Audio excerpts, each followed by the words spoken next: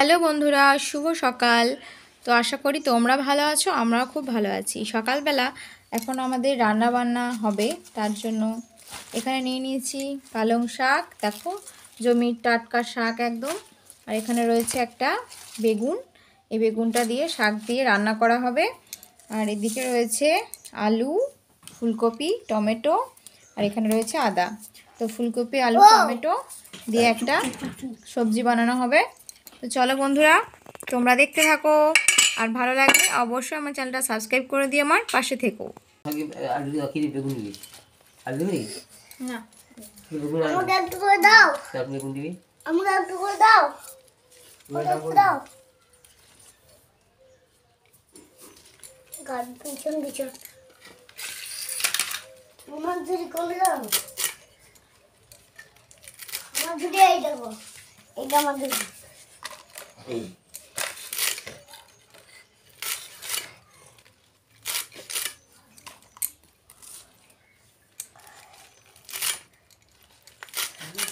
Hi guys, এরকম মা চুল কাটছে।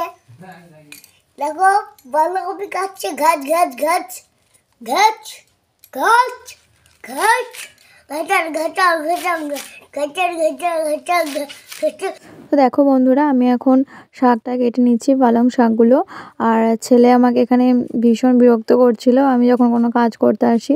তো ও সেখানে কাজ করবে, মানে আমি যেটাই করি না কেন ওকে সেটা করতে হবে। তো শাকগুলো দেখো এতটাই ফ্রেশ ছিল না। এসব শাকগুলো না মানে খাওয়ার থেকে আমার দেখতে ভীষণ ভালো লাগে, তো কাটতেও খুব ভালো লাগে। তো চলো আমি এখন সবজিগুলো কেটে নিই, তারপর তাড়াতাড়ি রান্নাবান্না চাপাতে হবে। চলো দেখতে থাকো। শাকটা কেটে নেওয়ার পর আমি এখন আলু ছাড়িয়ে নিচ্ছি। ফুলকপি, আলু, সয়াবিন দিয়ে একটা তরকারি করা হবে, তো সেই জন্য আলুগুলো ছোট ছোট পিস করে কেটে নেওয়া হচ্ছে।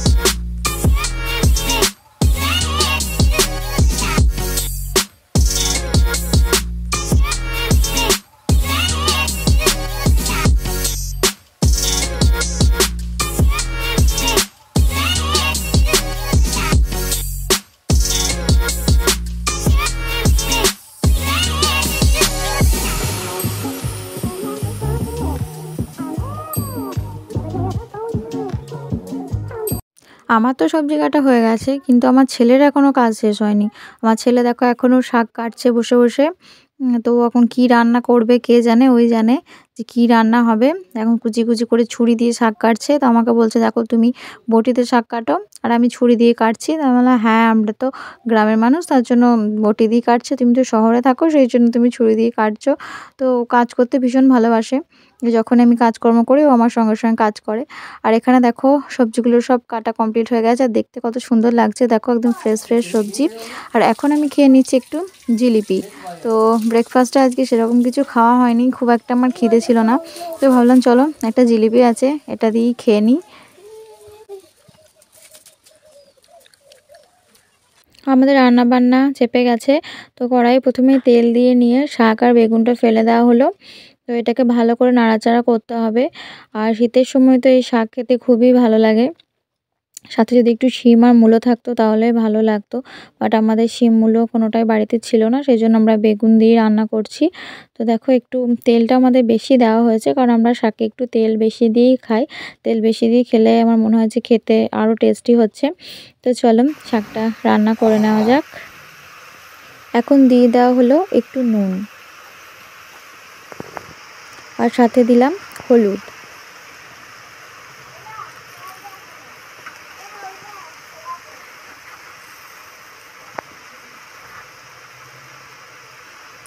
আর একটু সামান্য চিনিও দিয়ে দিলাম, কারণ আমরা একটু মিষ্টি মিষ্টি শাক খেতে ভালোবাসি। যারা একটু নুন নুন ভালোবাসো তারা চিনিটা অ্যাভয়েড করে যাবে। তো আবার ভালোভাবে নাড়াচাড়া করে নেওয়া হচ্ছে।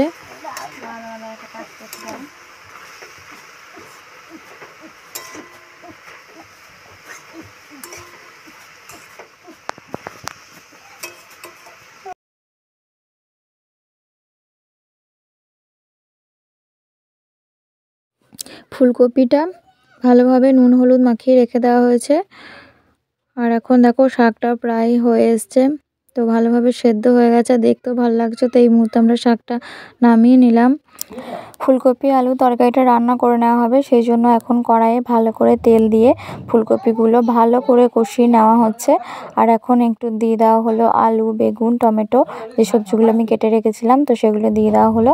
আর এই মুহূর্তে একটু তেল দিয়ে দেওয়া হচ্ছে, সাদা তেল। সাদা তেলটা আমরা ইউজ করি, তার জন্য সাদা তেলই দিলাম। তারপরে একটু নুন দিয়ে ভালো করে কষিয়ে নেওয়া হচ্ছে। তারপর দেওয়া হলো একটুখানি হলুদ, তো হলুদ দিয়ে আবার আমরা নাড়াচাড়া করে নিচ্ছি। আর এই মুহূর্তে দিয়ে দেওয়া হচ্ছে সয়াবিনগুলো জলে ভিজিয়ে রেখে দিয়েছিলাম, তো তারপরে সয়াবিনের ওপরে দিয়ে দিচ্ছি। তারপর আবার নাড়াচাড়া করে নেওয়া হচ্ছে। আর এই মুহূর্তে দিয়ে দেওয়া হচ্ছে একটু জিরে গুঁড়োটা বেশ বেশি পরিমাণে আমরা দিয়েছিলাম, কারণ নিরামিষ তরকারি, সেরকম মশলা কিছু ছিল না, তাই জিরে গুঁড়োটা একটু বেশি দিয়ে দেওয়া হয়েছে। তো আবার ভালো করে নাড়াচাড়া করে নেওয়া হচ্ছে। মানে সবজি যত নাড়াচাড়া করা যায় তত বেশি টেস্ট হয় খেতে। তারপর আমরা আদা বাটা দিয়ে দিয়েছিলাম। তারপর তরকারি রান্না হয়ে গেছে, আর এখন আমরা খেতে বসবো। তো চলো আজকের মতো টাটা।